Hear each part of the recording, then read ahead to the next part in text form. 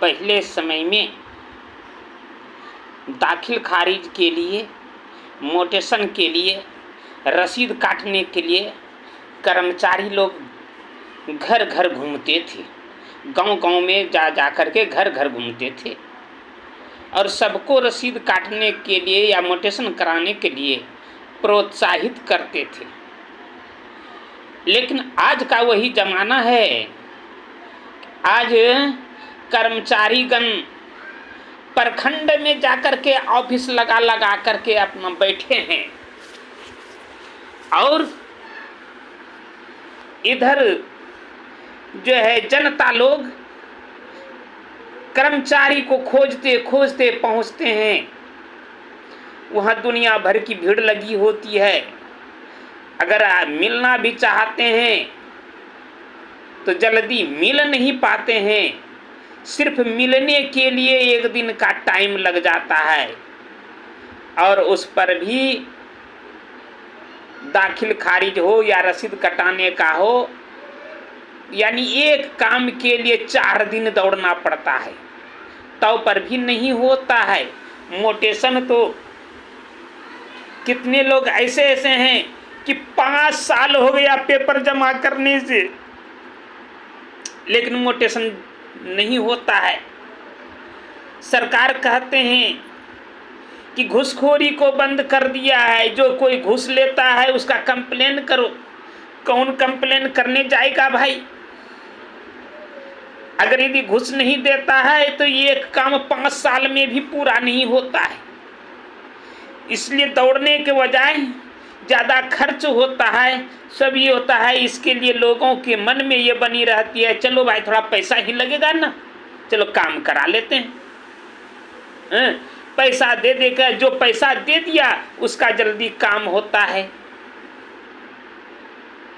दुनिया भर की भीड़ लगी रहती है और कर्मचारी लोग अनाप शनाप पैसा जनता से ले करके और जो है अपना झोली भरते रहते हैं। सरकार अगर यदि पंचायती राज्य कायम कर रहे हैं,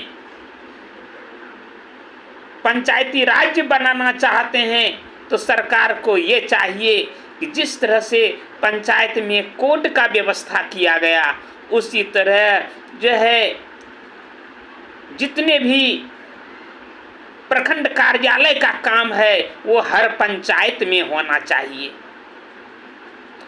लेकिन यहाँ तो है कि जो ग्रामीण स्तर के कर्मचारी हैं, जो पंचायत स्तर के कर्मचारी हैं, वो भी जो है प्रखंड में ऑफिस लगा करके बैठते हैं। लोगों को कितनी परेशानी होती है, इस परेशानी को कोई समझने वाला नहीं है। इसलिए सरकार हम लोगों को ये सब मामले में कोई जो है सहायता करने में सक्षम नहीं हो पा रही है। सिर्फ कहते हैं घूसखोरी बंद कर दिया, घूसखोरी बंद कर दिया। घूसखोरी कैसे बंद होगा भाई? इसी तरह से जब तक जनता को सही सुलभ व्यवस्था नहीं मिलेगा तो घूसखोरी भी बंद नहीं होगा। कर्मचारियों पर भी जो है पूरा जो है चार्ज किया जाए और जो काम कराने के लिए जनता पहुंचे वो तुरंत कर दे। और कर्मचारी लोगों का जो पंचायत स्तरीय कर्मचारी है उसका पंचायत में ऑफिस होना चाहिए। जो ग्रामीण स्तरीय कर्मचारी है उसका ऑफिस गांव में होना चाहिए। इस तरह से अगर यदि करते हैं तो हम जनताओं को कार्य कराने में आराम मिलता है। नहीं तो आज भी ऐसा है जो कि 20 बरस 25 बरस हो गया जमीन खरीदने से, लेकिन कर्मचारियों से परेशान रहते हैं जनता और आज तक मोटेशन दाखिल खारिज जमीन का नहीं करा पाया है। क्या कारण? यही कारण है।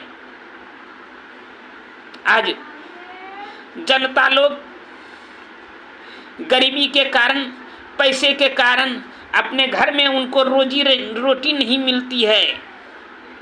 वो बाहर में कहीं दिल्ली गुजरात में अपने रोजी रोटी के लिए भटकते फिरते हैं। जगह जमीन घर में है, कोई जमीन खरीद लिया है। अब मोटेशन कराने का जब नंबर आया, कर्मचारी के पास गया, पहले तो 3 दिन घुमाया, और 3 दिन घुमाने के बाद भी अगर पेपर स्वीकार किया तो भाई 3 महीना लगेगा। अब 3 महीना लगेगा तो 3 महीना तो आदमी घर में बैठ के नहीं रह सकता है, क्या करेगा? 3 महीना घर में बैठ के रहेगा तो बाल बच्चे को कैसे खिलाएगा, घर का मेंटेनेंस कैसे करेगा? इसलिए वहाँ से छोड़ करके भागना पड़ जाता है। जहाँ कार्य करता है, चाहे दिल्ली में हो या गुजरात में हो, जहाँ रहता है वहाँ काम करने के लिए पहुँच जाता है। फिर मोटेशन जैसा का तैसा पड़ा रह जाता है, कुछ नहीं हो पाता है। इसलिए इस मुद्दे पर विचार करते हुए सरकार को कुछ करनी चाहिए, और हम नागरिकों को, हम जनता को भी इस मुद्दे पर ऊंची आवाज़ उठानी चाहिए। आज दहेज प्रथा पर भी नियम लागू कर रहे हैं सरकार कि दहेज प्रथा बंद करो।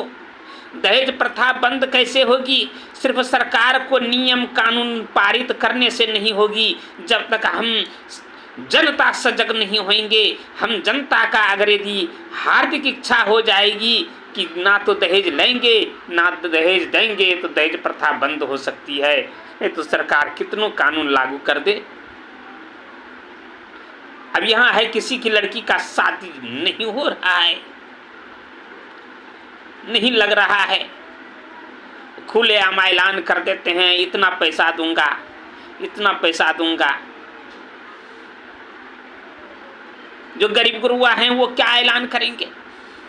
पैसे वाले लोग तो ऐलान कर देते हैं। दहेज प्रथा भी एक समाज का कोड है। इसलिए हम जनता को यह जागृति लाना होगा कि ना तो हम दहेज लेंगे और ना तो दहेज देंगे। कहे जिनको बेटा है उन्हीं को बेटी है। बेटा का भी दहेज लेते हैं तो बेटी को भी देना पड़ता है। और कुछ लोगों में ये भावना हो जाती है कि बेटी को मैं दहेज दे दिया तो बेटे का लूंगा क्यों नहीं। लेकिन लड़की का शादी जो है कराना जरूरी हो जाता है। लड़की का शादी अगर यदि आपका नहीं लग रहा है, ज़्यादा बिगड़ रहा है लड़की की शादी, तो हम पैसे दे करके लड़की का शादी करा लें। लेकिन प्रत्येक लड़का वाला अगर यदि यह विचार अपना ले कि हम जो है दहेज नहीं लेंगे, दहेज लेना पाप है। हमारे जो है पुराण में भी, हमारे ग्रंथ में भी जो है ये साबित किया हुआ है कि दहेज लेना पाप है। लेकिन हम लोग उस बात को नहीं समझते हैं, और दहेज लेने में हम लोग एकदम हमारे आगे रहते हैं। इसलिए जिसको बेटा है उसको बेटी है। कुछ लोग ऐसे होते हैं कि किन्हीं को बेटी नहीं है तो किन्हीं को बेटा नहीं है। ये तो थोड़े ही लोग होते हैं, लेकिन अधिकतर लोग हैं जिसको बेटी है उसको बेटा है। सब कोई संकल्प अगर यदि ले कि हमको अगर दहेज नहीं लेना है, नहीं देना है, तो ये अभियान जो है सफल हो सकता है। इसके अलावा कभी ये अभियान सफल नहीं हो सकता है। इसलिए सज्जनों, हमारी आवाज़ को सुनते हुए आप सबों से निवेदन है, सभी भारतवासियों से, बिहार के ग्रामीणों से, सबों से ये मेरा निवेदन है कि आप सजग होएं। ना दहेज लेंगे ना दहेज देंगे, इस पर प्रवृत्त हो जाएं और सरकार के आगे ये ऊंची आवाज़ उठाएं कि हमारे कर्मचारियों गण का जो है असुविधा को सुविधाजनक जो है बनाया जाए, और जो पंचायत स्तरीय कर्मचारी है उसका ऑफिस पंचायत में होना चाहिए, जो ग्राम स्तरीय कर्मचारी है उसका ऑफिस गांव में होना चाहिए। इस अभियान को अगर यदि उजागर करते हैं तो हम नागरिकों का भला होता है। इन्हीं शब्दों के साथ जय भारत माता की जय।